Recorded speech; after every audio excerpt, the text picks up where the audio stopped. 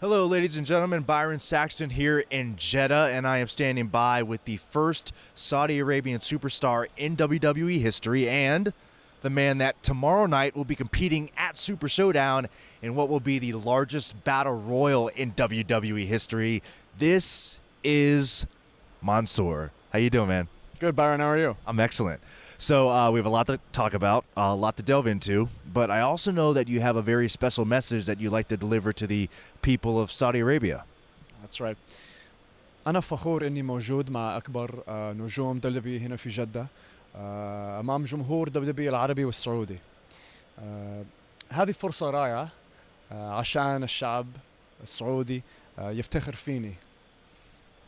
So I was thinking about this interview, and I can't imagine all the thoughts going through your mind right now. Just to paint this picture, April 27th of last year, you walked into King Abdullah Sports City Stadium. It was the greatest Royal Rumble, and you were introduced as a prospect for WWE. Fast forward, you are in WWE. You signed with NXT, you are an active competitor, and now you are 24 hours away from walking into that same stadium and competing in the largest battle royal in WWE history. How are you feeling?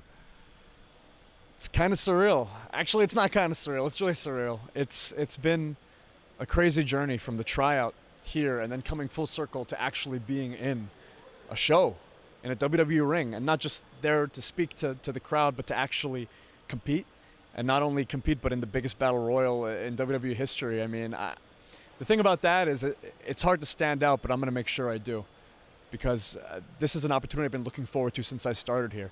Because NXT is amazing, and being on TV, NXT television is like a dream come true, especially for someone like me who in high school watched NXT and dreamed about being on TakeOver, and I still have that dream. But to be in the ring in Jeddah, in my home country, in front of 60,000 people, all hoping, dreaming that maybe I could win that match, maybe to have a Saudi superstar win that match, win a historic match like that means the whole world to me. Let's circle back to NXT, because this year has been a whirlwind for you. Yeah, it's been crazy. Because you signed a contract with NXT, you had to relocate to Orlando, Florida. You're now training at the WWE Performance Center. You've had a couple matches on NXT. What has all that been like? I mean, this is a completely life-changing moment for you.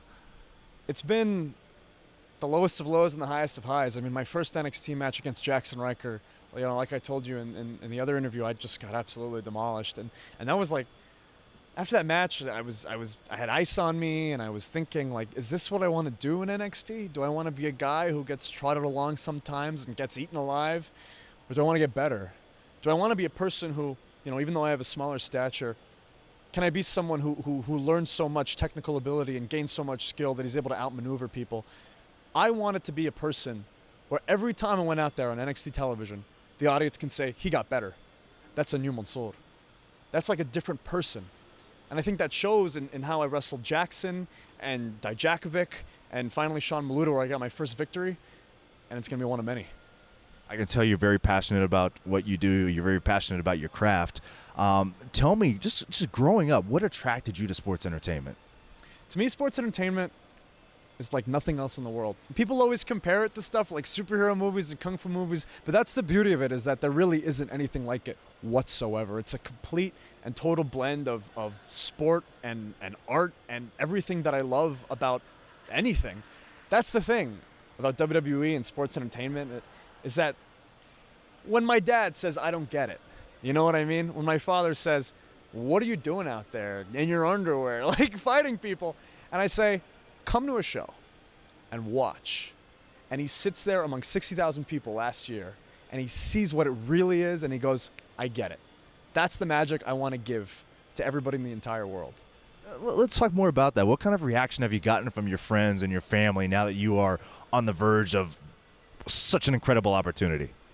Imagine when you're a kid and you say you want to be a Teenage Mutant Ninja Turtle when you grow up, and then like 20 years later, they find out you actually became a Teenage Mutant Ninja Turtle. That's the reaction that people have. Like, I was the kid in high school who wore a Macho Man outfit to Halloween, and I went up to assembly and said, like, ooh, yeah, we're going to have cupcakes in room 6B. That's actually a really good Oh, impersonation. thank you. I mean, you know, I don't want to brag, but everybody has a pretty decent Macho Man. But Yeah, I mean, that was me, and everybody thought, like, man, like, he really loves it.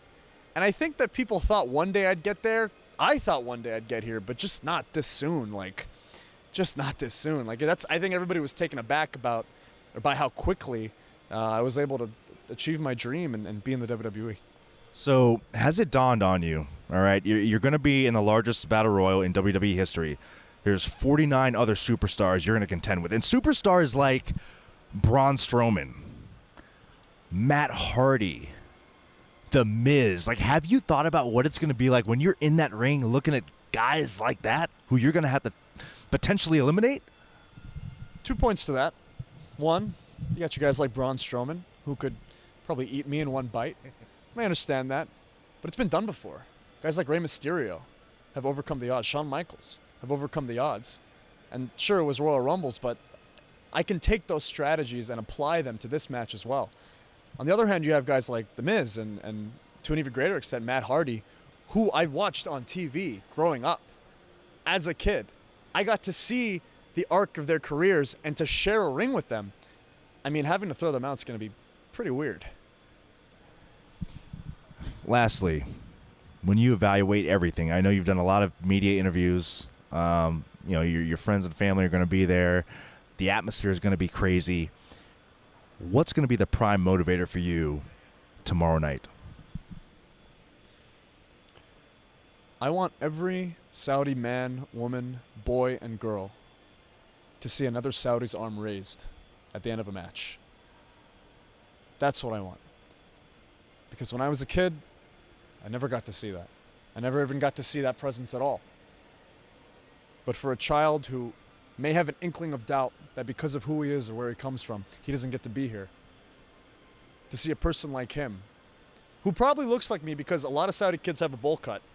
And I had a bowl cut like you wouldn't even believe, like literally a bowl over my head and cut around it.